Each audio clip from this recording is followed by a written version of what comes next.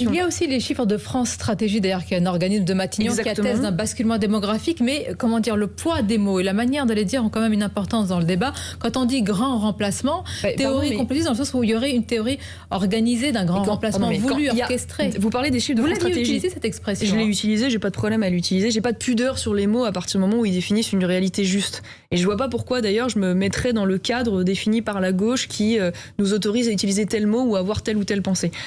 Mais quand vous parlez des chiffres de France Stratégie. Quand vous avez la droite classique n'utilise pas ce terme. Non, parce que la droite classique c'est soumis au cadre posé par la gauche. Bon, ça c'est leur habitude à eux. Voilà. Mais ce que je veux dire, c'est que quand vous avez aujourd'hui, et ça c'est les chiffres aussi de France Stratégie, quand vous avez un tiers des enfants aujourd'hui qui naissent en France, près d'un tiers qui ont au moins un des deux parents étrangers.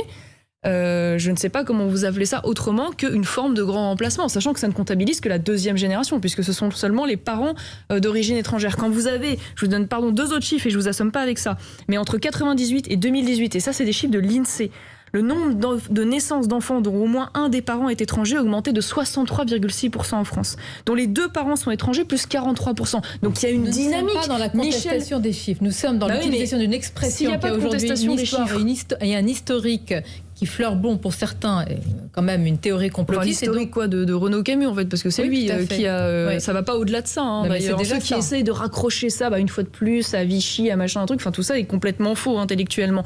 Donc c'est un auteur qui est un essayiste, un romancier qui a utilisé ce terme pour décrire une réalité qui aujourd'hui est factuellement prouvée par les chiffres et qui est en plus ressentie telle quelle par une majorité de Français. Ça a été dit. Voilà. Après que certains aient des pudeurs sur les mots parce que évidemment la gauche s'en est émue. Bon, ça en soi pour moi c'est pas un objet de polémique.